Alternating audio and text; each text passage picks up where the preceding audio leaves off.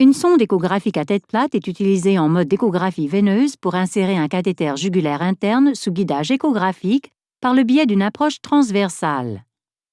Le patient est placé en position de décubitus dorsal avec la tête légèrement tournée vers le côté contralatéral. L'échographiste se tient en tête de lit.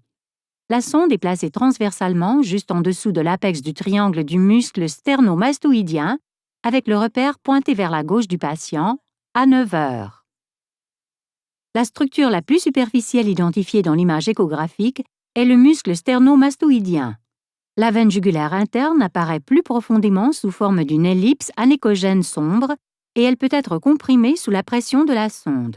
L'artère est circulaire et pulsatile. La glande thyroïde est médiale à ces structures et présente une signature échographique gris clair. Ajustez la sonde de manière à la centrer sur la veine jugulaire interne.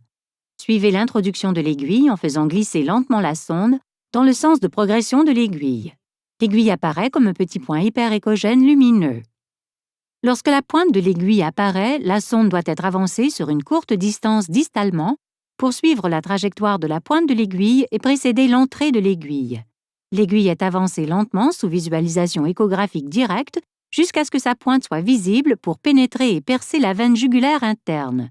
La sonde doit être déplacée légèrement de façon proximale et distale pour confirmer que la pointe de l'aiguille se trouve au milieu de la veine jugulaire.